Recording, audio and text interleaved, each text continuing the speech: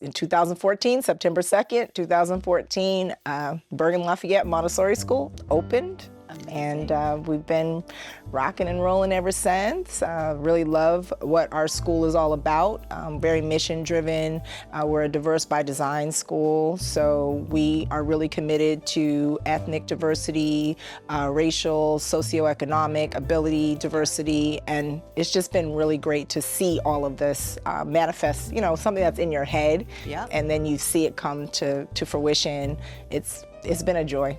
When you started, it wasn't just about your enterprise and what it's going to do for you, whether it's buying that car or going on that trip. You really were engaging community right from the get-go. Everything that a school needs that is requiring so many other entrepreneurs and collaborators and mentors and families to come together, you're like a society in and of yourself, like an ecosystem. Well, that's what schools should be, actually.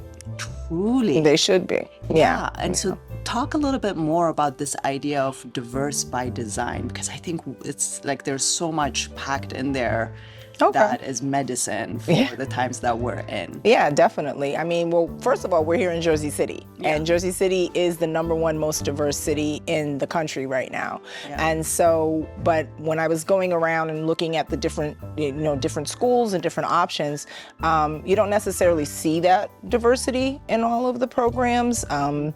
People kind of maybe live in their little enclave or where they are, or they're doing whatnot. And so, I just was kind of like, well, if we're in the most diverse city, shouldn't we have all of our schools be really diverse and our early childhood programs be really diverse and reflect that diversity?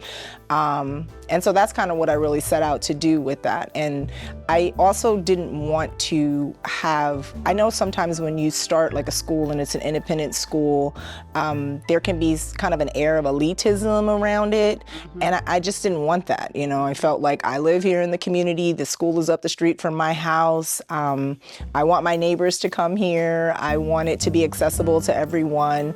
And so we work really hard for that. So really what it is that we are the only Montessori school that accepts the Urban League, the state subsidy voucher from children who are low to moderate income. And we do that because everybody deserves to have a high quality early childhood education. What the voucher covers, it doesn't cover what the full cost of running our programs are. And so we also have like a really robust scholarship program where we raise money each year to be able to offset the cost. So if a child's voucher pays, this amount and our tuition costs this to be able to operate the school, we then fundraise as a community to be able to do that. And what I think is fantastic about it is that we get all the families involved in that too. So families are raising funds for other families. When you're coming to this school, you realize that perhaps you might be able to afford for your child to come, and you might be able to pay the tuition for your child to come, but someone else might not. And you're not saying, well, it's really a I'm my brother's keeper kind of mentality, because people are like, okay, I'm going to raise the money for other people to be able to come to the school, which I think has just been fantastic. Someone actually called me a few months ago about this, and they said, your school's really diverse.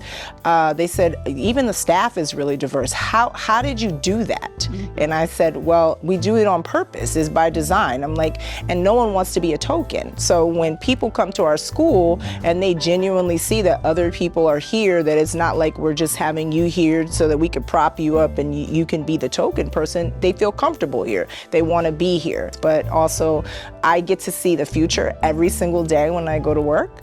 I'm just like, look at this. Here's the future right here. I see it in front of me, and it looks bright. These children are amazing.